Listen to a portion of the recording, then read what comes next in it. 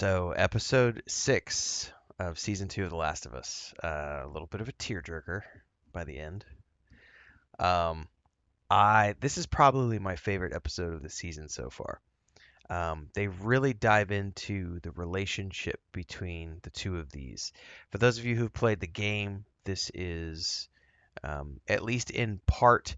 Before I say this, actually, I don't do spoiler free. So if you haven't watched this episode yet, and you don't want things spoiled, make sure to pause, go watch the episode, and come back. That's your only warning because I don't do spoiler free. Everything from here on forward is spoilers.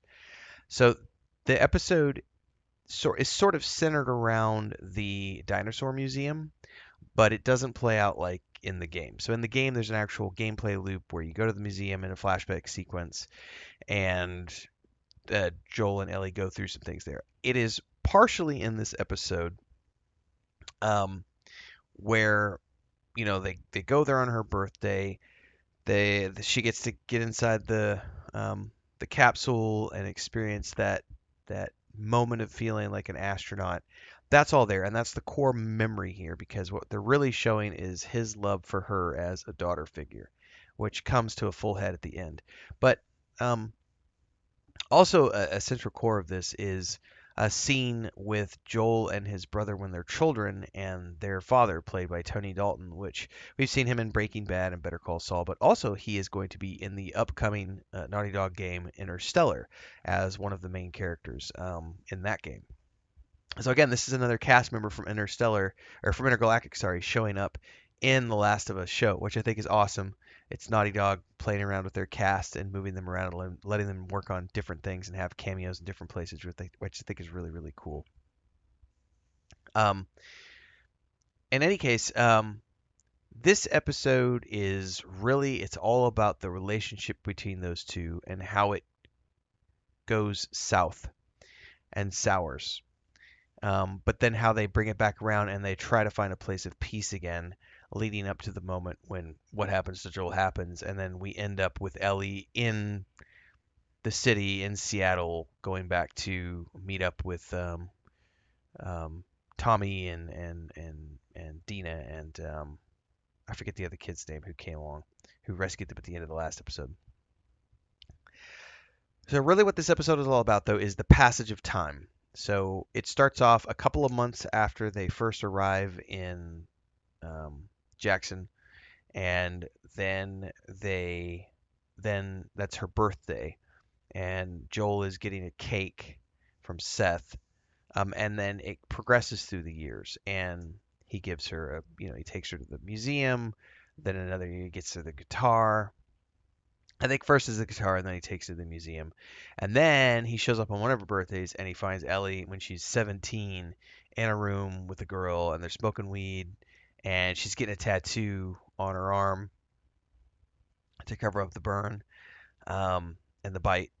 And Joel just loses his shit. He's like, "Oh, you're going through all the teenage shit all at once, right? Drugs, sex, uh, you know, um, tattoos, everything else." And that sort of is when, that typical father-daughter relationship starts to sour a little bit. And then he's a little bit hurt at the time because she's liking girls and he's uncomfortable with that. But then this progresses to the point where they're sort of, okay with each other, even though they're, having some rough patches.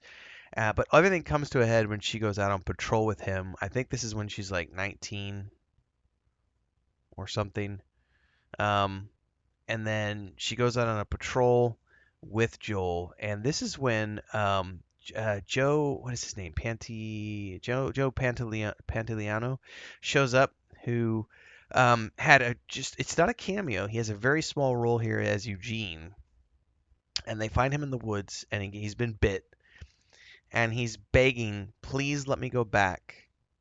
I'm not dead yet. I've got at least an hour in me. Please let me go back and say goodbye to my wife, Gail, who is the town psychologist." And he's like, "I just want to see her face, one last time. Please let me go back." And Joel and Ellie are there, and Joel wants to take care of him right there. He's like, "We have rules for a reason. We can't do this." And Ellie's like, "No, we got to let him go back. Come on, Joel." And he's like, "Fine." And then as she goes to walk away, she pauses and she turns back to look at Joel, and he's like, I promise. You go get the horses, I'll walk with Eugene and we'll meet you halfway. But he breaks his promise. And he takes Eugene to the edge of this bluff looking out over the countryside and takes care of him. Now, when he gets back to town, bringing the body, he has told Ellie, keep your mouth shut. I'll tell Gail what she needs to know, what she needs to hear. And so he tells her the story about how, your husband was very brave.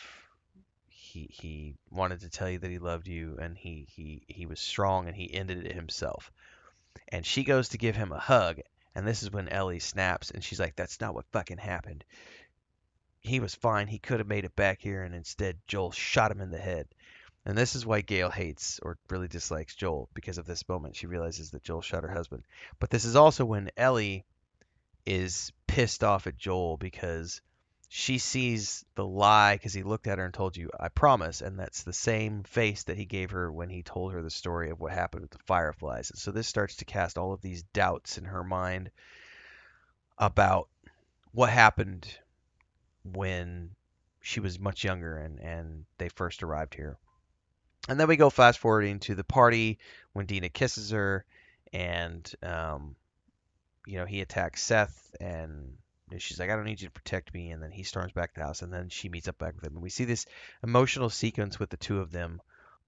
Quick commercial break, everyone, to celebrate and give thanks to all of these amazing people who keep me on the air full time. Really appreciate the support.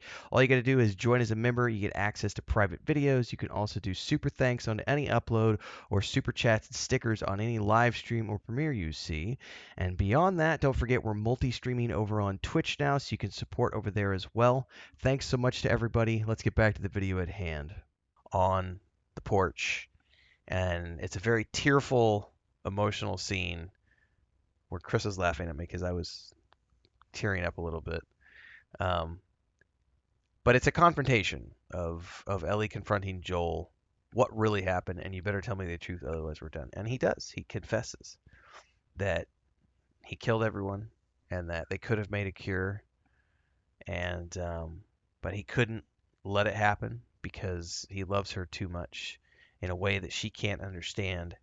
And he's like, whenever you have kids one day, maybe maybe you could do better. And that's the same line his father gave him about maybe one day you could do better.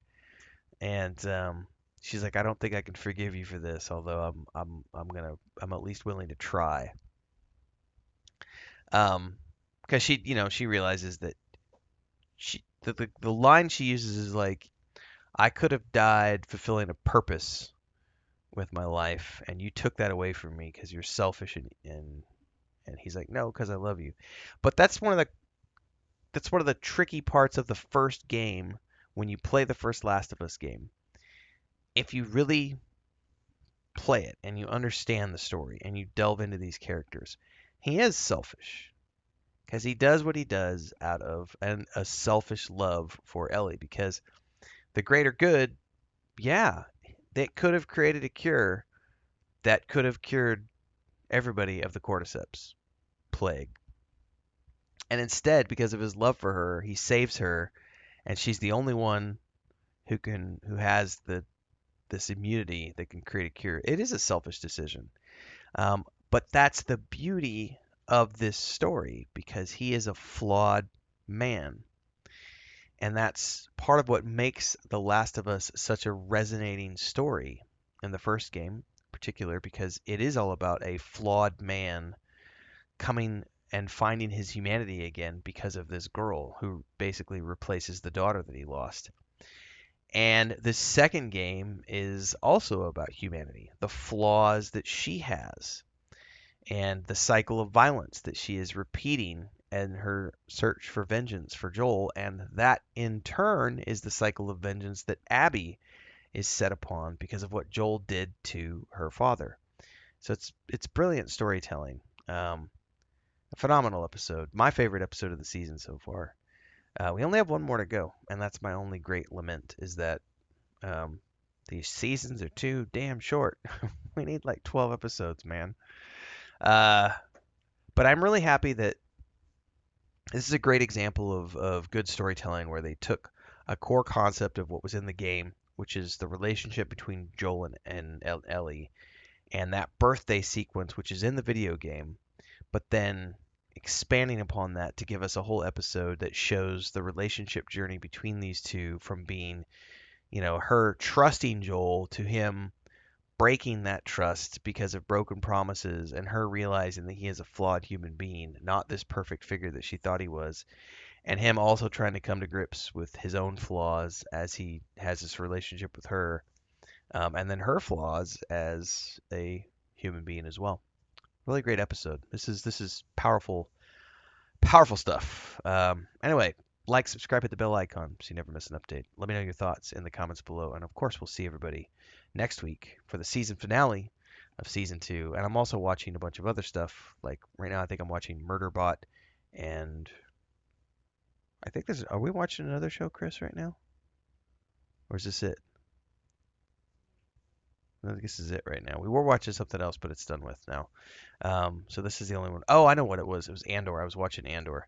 But Andor's done for now. So we're watching Last of Us, and I'm watching Murderbot. And we've got Foundation season 3 is coming up in July. More stuff and movies in between. So stay tuned. I'll see you guys next time.